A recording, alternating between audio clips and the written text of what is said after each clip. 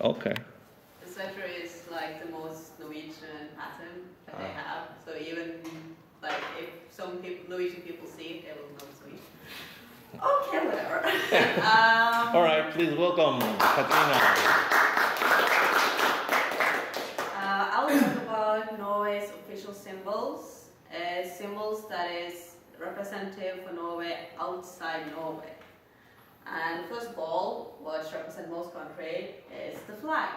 The Norwegian flag is a cross with a red background, first a white cross and a blue cross. And it's actually a pretty new flag. It's only from 1905, when Norway became independent from the union with Sweden.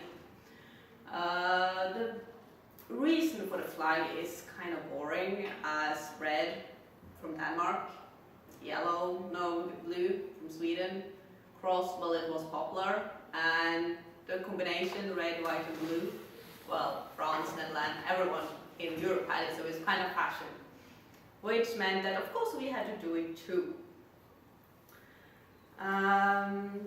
But this is quite a new flag. But if I move on to the closest arms of Norway, it is actually one of the oldest in all of Europe.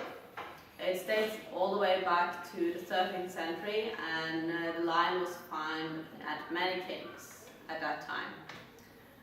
It's a red It's a red background with a golden lion with a crown and a silver axe. And through the history, it has changed a lot, but the version today is from 1905, which again is the end of Swedish Union. When we was in union with Sweden, we actually had combined different. We had one that was combined with lion and the Swedish, which was used when we sailed over all the walls with our ships to do trade.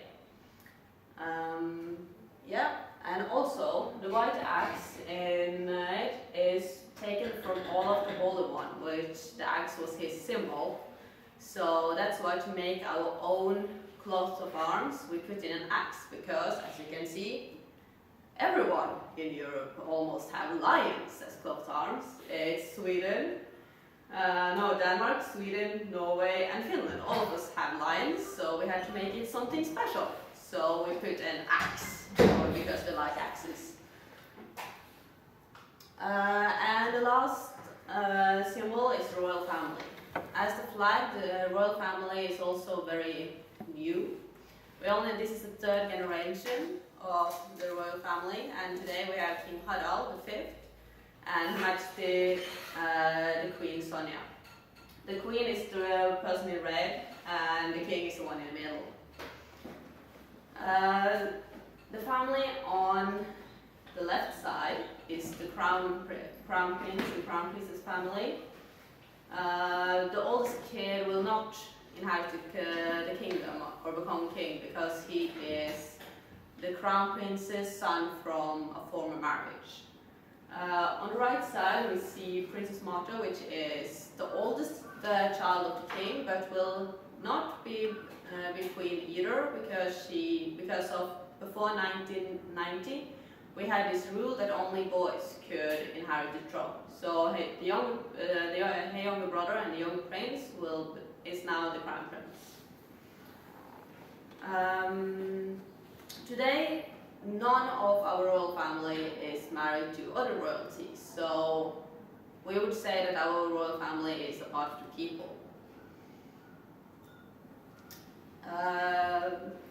The royal family we have now from 1905 was actually made by the second oldest prince of Denmark, because when we got free from the union with Sweden, we decided that we want our own royal family.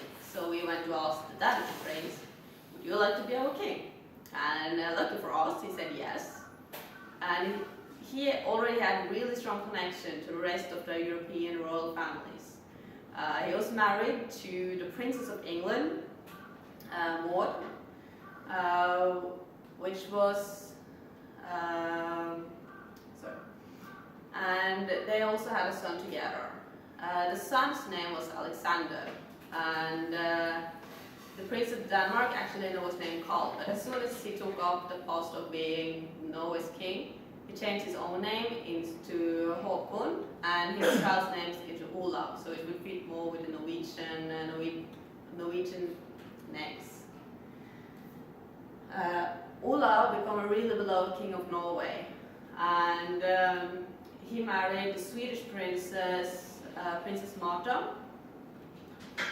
But Princess Marta died before Olav became king, so she was never crowned queen.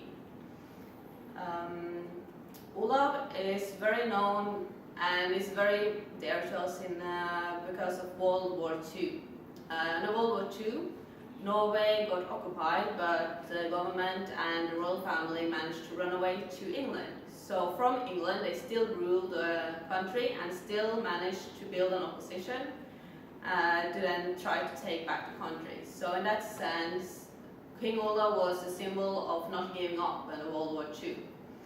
And he became even more dear later under the oil crisis, because under the oil crisis, everyone had to oh, you have to take trains, you have to drive cars.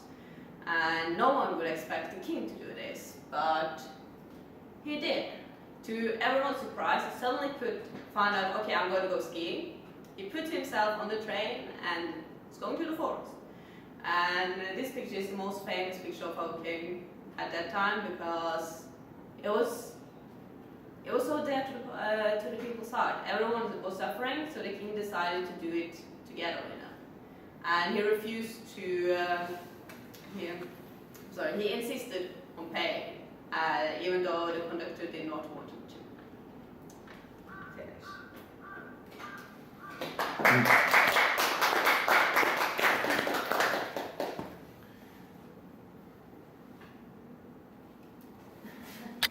Okay.